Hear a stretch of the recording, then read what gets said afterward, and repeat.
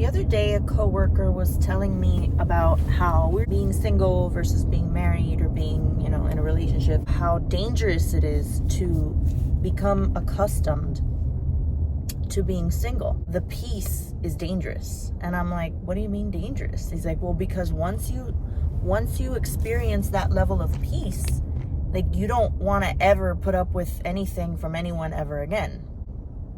Yeah, you're right. That's true.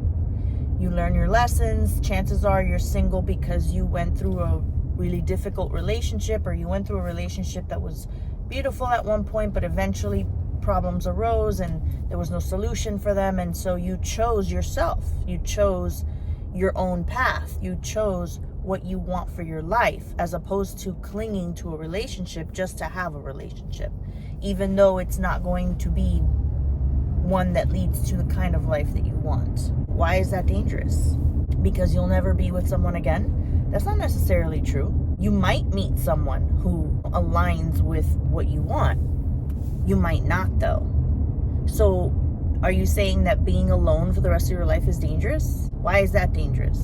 Unless you're the type of person who cannot be alone, if you're an extrovert, if you're the type of person who constantly needs some sort of affection, some sort of attention, someone to always talk to about everything. I mean, you can get a therapist, you can talk to friends, you can, talk to family members. Doesn't necessarily mean you're going to be alone all the time. I mean, I do know people whose entire family has already passed away and now they're truly on their own, but they have groups and circles of friends and hobbies. There's always something to fulfill your life with. It doesn't have to be a romantic relationship.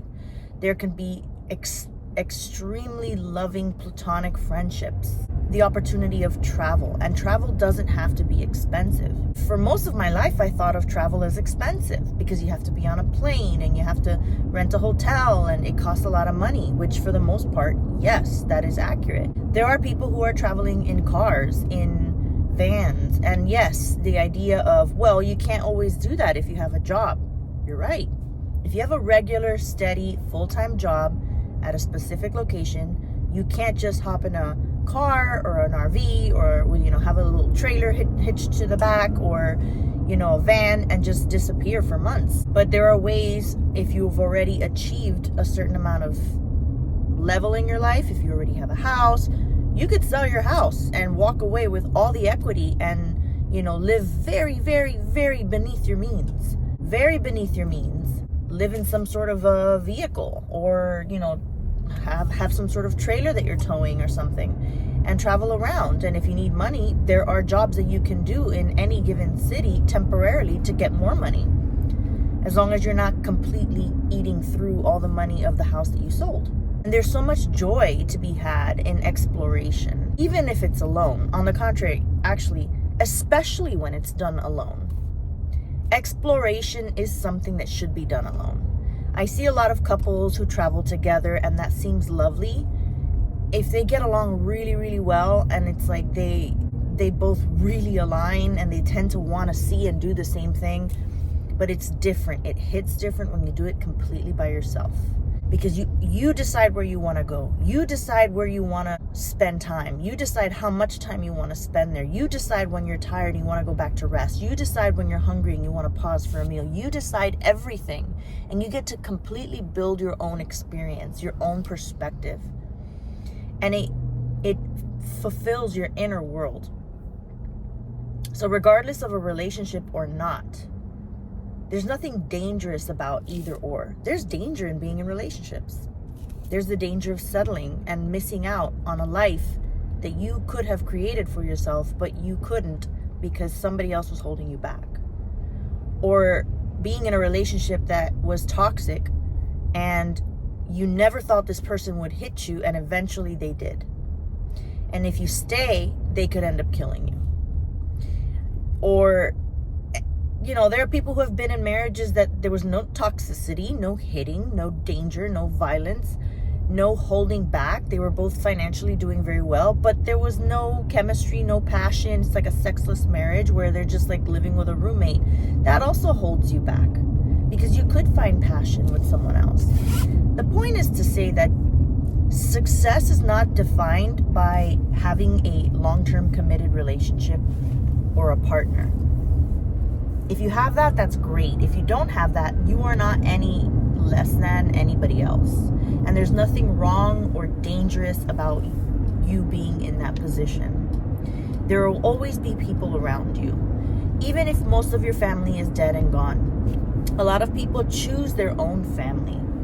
They have friends that are so close that they're like family. Especially in this day and age with digital, things like social media and whatnot.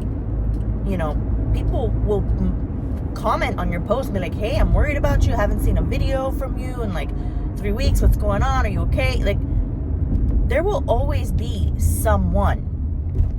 But the thing with relationships is that a lot of times people, what they truly desire is not just to have someone there that knows that they're okay and that they're alive. That there's no danger in being single because there's always someone.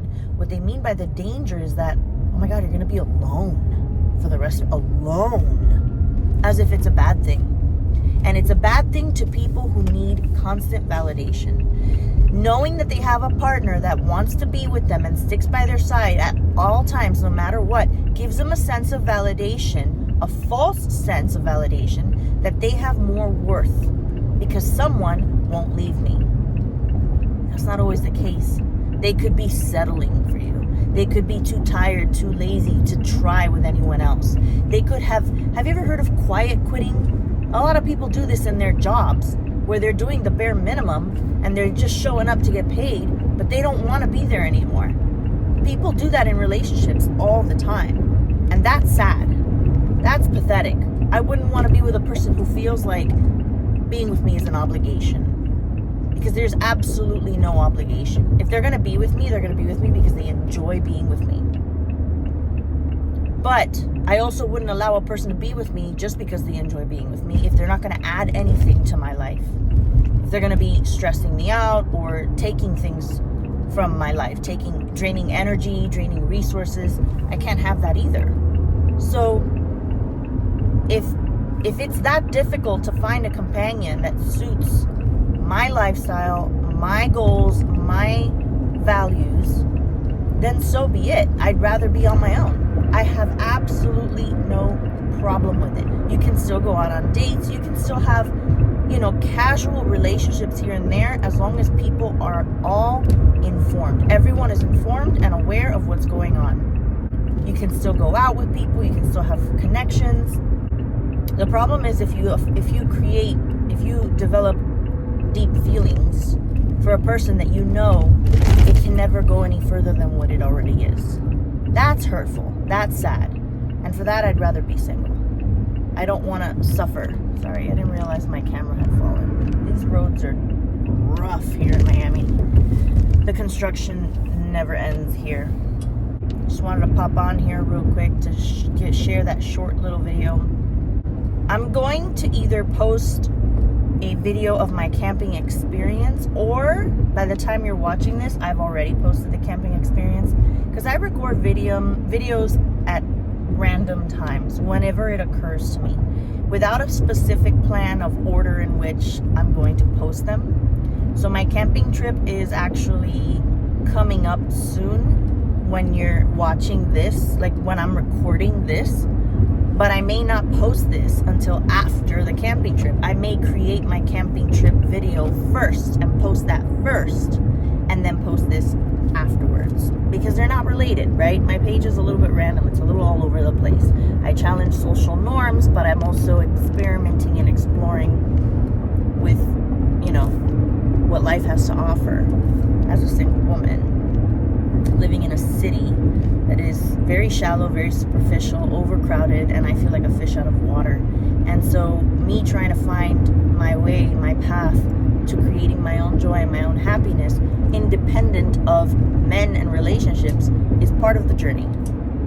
It's part of the journey. A lot of girls will be like, just go out with your girlfriends and go to a rooftop bar and have some drinks. Number one, I'm not interested in spending $200 on watered down, overpriced, fancy cocktails at bars that have neon signs on a fake grass wall. It's just not what I'm into. And I don't have a bunch of girlfriends to go out with. I'm very much a lone wolf type of woman. I don't feel like I need a lot of girlfriends. I have a very small amount of close friends.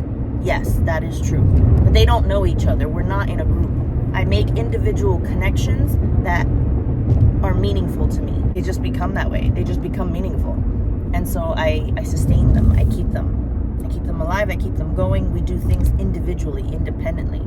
The whole Sex in the City theme. Oh, that was weird. That light coming in like that. That's not me. That's not something I would ever feel like I need. That's not something that I would ever really even want. So looking for ways to enjoy my life before it's too late, because you don't know how much time you're going to be given in this life. You know, waiting for retirement in order to explore and see certain things. Nah. You know, yeah, I am chronically fatigued and tired, but I think it's a form of depression because of this cycle that I'm in, this vicious cycle. The news, the propaganda, the media constantly feeding to me about our recession that we're in, or the second Great Depression that we're in, or you know, how bad the economy is and the financial crisis, and the fact that middle class income is now $148,000, and you know, making $78,000 a year now is no longer considered middle class, and all this stuff that really doesn't even concern me, because I'm not looking to buy a house. I already got my house, thank God. Literally 10 minutes before the market and the economy did what it did. Literally the month before interest rates went up. I already got my car. I have an interest rate that is not the best, but it's not the worst either. I'm not planning on financing anything else. Go ahead, bro. Go ahead before I change my mind. Anywho, it is very disturbing to put your head in that space. And I'm trying not to put my head in that space. I'm trying not to concern myself with what's happening outside. There are people who are suffering. There are people who are having a hard time keeping their house, or having a hard time looking to buy a house. They don't know whether they should wait or whether they should do it now.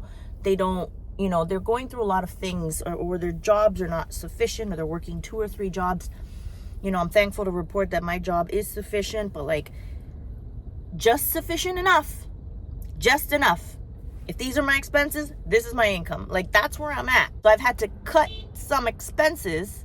And so I'm like right here, right? So those little expenses that I've cut back is what I use, you know, to help pay down some debt that I still owe. So I'm actually, you know, anyway, I have a plan. It's slowly working, inching its way in the way that I want it to. But I am positive and, you know, hopeful with my life and with the way things are going and with what I'm doing and how I'm going to make it on my own. And I have 5 years left before my youngest daughter graduates high school. She's about to start 8th grade in August, so she still has to go through that and 4 more years of high school. And my oldest will be entering college. Next year she's starting her senior year, and then she'll be going to college. So I'm already prepared for the possibility that Miami will become extremely unaffordable, like another Manhattan, New York City. Even if I already have my house, taxes can go up, insurances can go up, not just home insurance, but my car insurance.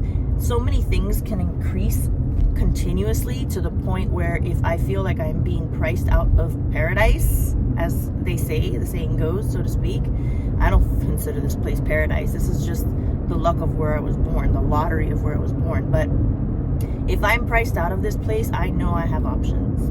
I do not have a problem with being a nomad and being all over the place. And thankfully, my line of work in healthcare, there are travel job opportunities. So having my house, my greatest asset, you know, if everything got way too unaffordable, you know, taxes are increasing, insurance is increasing, and everything is just not doable anymore, and my children are in college, and I'm living alone in a house, working my butt off every day to pay these unaffordable, ridiculous living costs, and I'm just stuck in this loop. I know what I would need to do. I know what I could do. I wouldn't want to give up my house. I really would want to hold on to my house, to have it for my old age, because you may need to, you know, sell that house and use that money for long-term care, to live in a home, some sort of nursing home facility or something. But if that doesn't happen and I find myself struggling, then I know exactly what I could do. You know, sell my house, buy myself a small used rig and live in that and travel in that and do jobs living in that. And then take time to explore my country and then take another job and just make sure that I have enough income to survive. But at the same time, I'm not killing myself. I'm actually living my life. That's all for this video, and if you like, please give it a thumbs up, and if you like my content, please consider subscribing, and I'll see you guys in the next one. Bye.